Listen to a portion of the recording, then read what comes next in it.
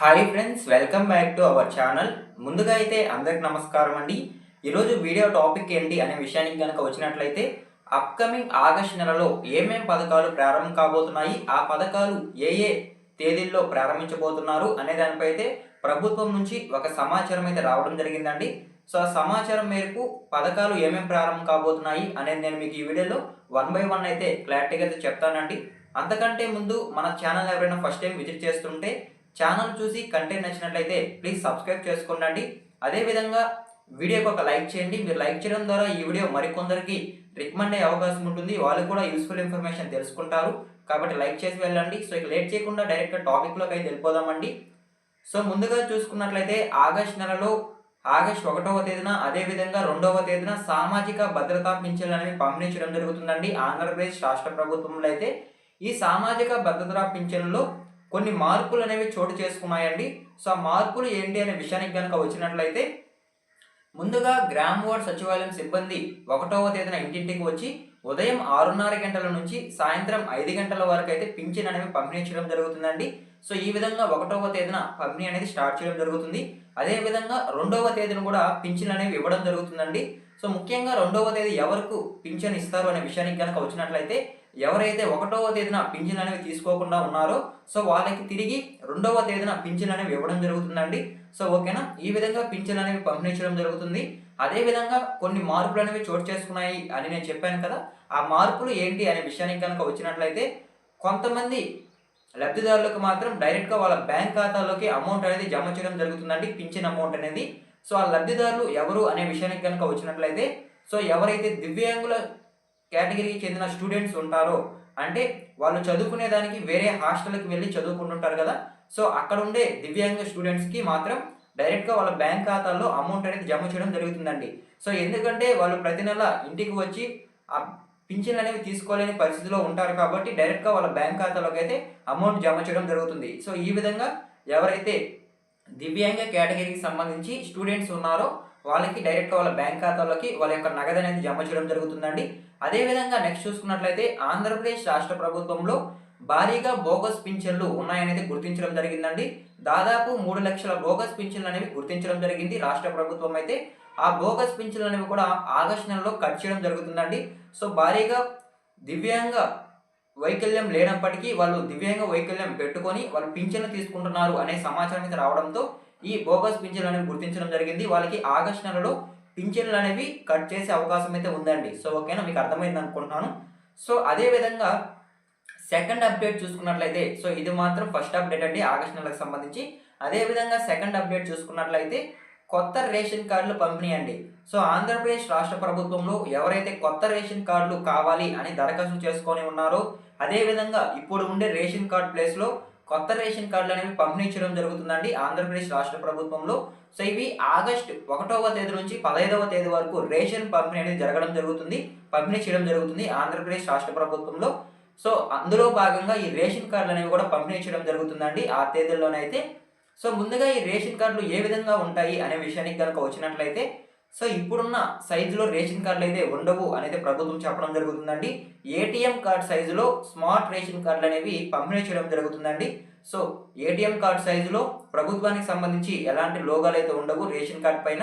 అదేవిధంగా ఒక పక్క భాగంలో క్యూఆర్ కోడ్ అయితే కలిగి ఉంటుందండి. ఆ క్యూఆర్ కోడ్ ఎందుకంటే ఆ క్యూఆర్ కోడ్ స్కాన్ చేస్తే మీకు 6 నెలల రేషన్ డీటెయిల్స్ అనేవి రావడం జరుగుతుంది. అందుకని క్యూఆర్ కోడ్ అనేది ఆడ మెన్షన్ చేయడం జరిగింది రాష్ట్ర ప్రభుత్వం అయితే. అదేవిధంగా కుటుంబం సభ్యు యొక్క పెద్ద ఎవరైతే ఉంటారో వాళ్ళ యొక్క వివరాలు అనేవి అక్కడ నమోదు చేయడం జరుగుతుంది. సో ఈ విధంగా స్మార్ట్ రేషన్ కార్డులు అనేవి ఆంధ్రప్రదేశ్ రాష్ట్ర ప్రభుత్వంలో రేషన్ పంపిణీ చేసేటప్పుడు పంపిణీ చేయడం జరుగుతుంది ఆగస్ట్ మంత్లో అయితే. సో ఓకేనా, ఇది సెకండ్ అప్డేట్ అండి. అదేవిధంగా థర్డ్ అప్డేట్ కనుక చూసుకున్నట్లయితే, తల్లికి వందనం సెకండ్ ఫేజ్ అమౌంట్ అండి. సో ఈ తల్లికి వందనం సెకండ్ ఫేజ్ అమౌంట్ అనేది జూలై 10వ తేదీన విడుదల చేయడం జరిగింది. సో జూలై 10వ తేదీన విడుదల చేసినప్పుడు చాలా మందికి వాళ్ళ బ్యాంక్ ఖాతాలో క్రెడిట్ కాలేదండి. చాలా మందికి టు బీ పెయిడ్, అదేవిధంగా hold by department under processing అనేది చూపించడం జరిగింది. సో ఈ విధంగా ఎవరికైతే under processing to be paid అని చూపించిందో వాళ్ళందరికీ ప్రభుత్వం 20వ తేదీ నుంచి వాళ్ళ బ్యాంక్ ఖాతాల్లో అమౌంట్ అనేది జమ చేస్తుందండి. సో 20వ తేదీ నుంచి ఆగస్ట్ 15వ తేదీలోపు ఎవరికైతే అర్హత కలిగి ఉండి వాళ్ళ బ్యాంక్ ఖాతాలో అమౌంట్ అనేది క్రెడిట్ కాలేదో వాళ్ళందరికీ మళ్ళీ తిరిగి జమ చేయడం జరుగుతుందని అయితే చెప్పడం జరుగుతుంది. సో 20వ తేదీ నుంచి జూలై 20వ తేదీ నుంచి ఆగస్టు 15వ తేదీ వరకు ఎవరికైతే పడలేదో వాళ్ళందరికీ బ్యాంక్ ఖాతాలో 13,000 రూపాయలు క్రియేట్ చేస్తాము అనేది చెప్పడం జరుగుతుందండి. సో ఓకేనా, మీకు అర్థమైంది అనుకుంటున్నాను. అదేవిధంగా చాలామంది అడుగుతున్నారు, ఆర్టీఈ యాక్ట్ కింద స్టూడెంట్స్కి తల్లికి వందనం వస్తున్నారా అదని అయితే. సో వాళ్ళకి కూడా తల్లికి వందనం వేసే అవకాశం అయితే ఉందండి, 13,000 రూపాయలు అయితే. సో అది వాళ్ళు ఎవరు అనేది నేను నిన్న ప్రీవియస్ వీడియో అయితే తెలియజేశాను, ఒకసారి ఆ వీడియో చెక్ చేయండి. సో ఓకేనా, సో ఇదండి థర్డ్ అప్డేట్ అయితే. అదేవిధంగా ఫోర్త్ అప్డేట్ చూసుకున్నట్లయితే అన్నదాత సుఖీభవ నిధులు అండి. సో అన్నదాత సుఖీభవ నిధులు కూడా ఆగస్టు మొదటి వారంలో విడుదల చేసే అవకాశం ఉంది అనేది సమాచారం రావడం జరిగిందండి. సో ఇది జూలై 18వ తేదీన విడుదల చేయాల్సి ఉంది. కాకపోతే పీఎం కిసాన్ 20వ విడత అనేది ఆ రోజు వాయిదా పడడం జరిగింది కాబట్టి దానితో పాటే ఈ అన్నదాత సుఖీభవ నిధులు కూడా వాయిదా పడడం జరిగిందండి. ఆంధ్రప్రదేశ్ రాష్ట్ర ప్రభుత్వంలో వాయిదా పడిన అనంతరం పీఎం కిసాన్ 20వ విడత ఆగస్టు నెలలో విడుదల చేస్తారు అనేది సమాచారం రావడం జరిగింది కాబట్టి ఆ సమాచారం మేరకు అన్నదాత సుఖీభవ నిధులు కూడా పీఎం కిసాన్ 20వ విడతలో విడుదల చేసే అవకాశం అయితే ఉందండి. సో పీఎం కిసాన్ 20వ విడత భారతదేశంలోని రైతులందరికీ 2,000, అదేవిధంగా అన్నదాత సుఖీభవ నిధుల కింద మొదటి విడత కింద ఆంధ్రప్రదేశ్ రాష్ట్ర ప్రభుత్వంలో ఎవరైతే రైతులు ఉన్నారో వాళ్ళందరికీ 5,000 రూపాయలు అయితే జమ చేయడం జరుగుతుందండి. సో ఆంధ్రప్రదేశ్ రాష్ట్ర ప్రభుత్వంలోని రైతులందరికీ 7,000 రూపాయలు మొదటి ఆర్థిక సాయం అయితే అందించడం జరుగుతుంది. అదేవిధంగా రెండో విడత కింద 5,000, అదేవిధంగా మూడో విడత కింద 4,000, ఈ విధంగా ఒక ఏడాదికి 14,000 రూపాయలు అయితే ఆంధ్రప్రదేశ్ రాష్ట్ర ప్రభుత్వం రైతులకు ఆర్థిక సాయం అయితే అందించడం జరుగుతుందండి. సో ఈ పథకం అనేది ఆగస్టు నెలలో ప్రారంభించే అవకాశం అయితే ఉంది. సో అదేవిధంగా నెక్స్ట్ అప్డేట్ చూసుకున్నట్లయితే మహిళలకు ఉచిత బస్సు ప్రయాణ పథకం అండి. సో ఈ మహిళలకు ఉచిత బస్సు ప్రయాణ పథకం సంబంధించి సీఎం చంద్రబాబు నాయుడు గారు అయితే నిన్న కూడా ఒక సమావేశంలో క్లారిటీ అయితే ఇవ్వడం జరిగిందండి. సో ఆగస్టు 15వ తేదీ నుంచి మహిళలకు ఉచిత బస్సు ప్రయాణ సౌకర్యాన్ని కల్పించబోతున్నారు అనేది సమాచారం అయితే రావడం జరిగిందండి. సో దీనికి సంబంధించి కొన్ని ప్రత్యేక బస్సులు అనేవి కూడా ఏర్పాటు చేసినట్లయితే సమాచారం. సో ఇప్పుడుండే బస్సులు ఏవైతే ఉన్నాయో ఆర్టీసీకి చెందిన బస్సులు అవి సరిపోవని ఉద్దేశించి కొంత బడ్జెట్ దానికంటూ కేటాయించి మరికొన్ని బస్సులు అనేవి ఏర్పాటు చేయడం జరిగిందండి. సో ఓకేనా, ఈ మహిళలకు ఉచిత బస్సు ప్రయాణం అనేది ఆగస్టు 15 స్వాతంత్ర దినోత్సవం సందర్భంగా సీఎం చంద్రబాబు నాయుడు గారు అయితే ప్రారంభించబోతున్నారండి. సో ఓకేనా, మీకు అర్థమైంది అనుకుంటున్నాను. అదేవిధంగా ఆగస్టు నెలలోనే మహిళలకు ఇంకొక పథకం కూడా ప్రారంభించబోతున్నారండి. సో ఏంటంటే ఆడబిడ్డ నిధి పథకం కింద ఒక నెలకు 1,500 చొప్పున ఒక ఏడాదికి 18,000 రూపాయలు ఎవరైతే 18 సంవత్సరాల నుంచి 59 సంవత్సరాలలోపు మహిళలు ఉన్నారో వాళ్ళందరికీ దరఖాస్తులు స్వీకరించే అవకాశం అయితే ఉందండి ఆడబిడ్డ నిధి పథకానికి సంబంధించి అయితే ఆగస్టు నెలలో. సో వచ్చిన సమాచారం మేరకు ఇవేనండి అప్డేట్స్ అయితే. సో ముందుగా పింఛన్లు అనేవి పంపించడం జరుగుతుంది. అదేవిధంగా కొత్త రేషన్ కార్డులు, స్మార్ట్ రేషన్ కార్డులు అనేవి పంపించడం జరుగుతుంది. అదేవిధంగా థర్డ్ అప్డేట్ అయితే తల్లికి వందనం సెకండ్ ఫేజ్ అమౌంట్ అనేది ఆగస్టు 15 వరకు అయితే లబ్ధిదారుల ఖాతాలో జమ చేయడం జరుగుతుంది.